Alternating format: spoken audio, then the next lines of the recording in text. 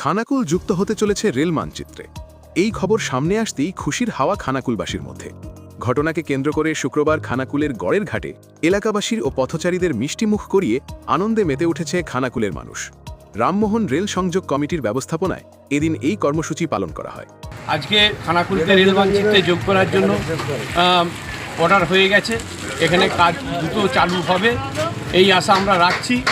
সেই জন্য সেই আনন্দে আমরা এখানে সকলে মিষ্টিমুখ করাচ্ছি, যাতে করে কাজটা দ্রুত তাড়াতাড়ি হয়। সেই জন্য সকল মানুষকে আমরা আজকে মিষ্টি খাওয়াচ্ছি।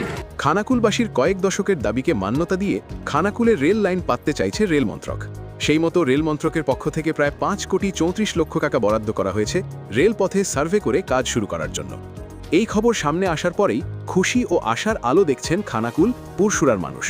এখন কতদিনে সেই রেল লাইন পাতার কাজ সম্পন্ন হয়, কতদিনে ভারতের প্রথম রেলযাত্রী রামমোহন রায়ের জন্মভূমি থেকে রেলের চাকা গড়ায়, সেই দিকে তাকিয়ে এলাকাবাসী। দারুণ একটা সুখবর খানাকুলবাসীর জন্য যে ভারতবর্ষের প্রথম রেলযাত্রী রাজা রামমোহন রায়ের খানাকুল এখন রেল মানচিত্রের সঙ্গে যুক্ত। এর জন্য আমরা কৃতজ্ঞতা জানাচ্ছি খানাকুল এবং পুরসুরা এই দুই বিধায়কের প্রতি, যে তাঁদের প্রচেষ্টাতেই শেষ পর্যন্ত আমাদের রেলমন্ত্রী এবং প্রধানমন্ত্রী খানাকুলবাসীকে তাদের এই স্বপ্নের উপহার দিয়েছিল।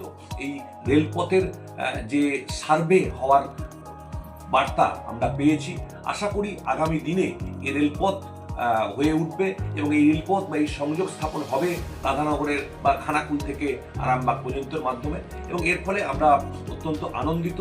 এবং ছাত্রছাত্রীদের যেটা কাল্পনিক বিষয় ছিল সেটা যে আজ বাস্তবায়িত হতে চলেছে, এটা অত্যন্ত আনন্দের।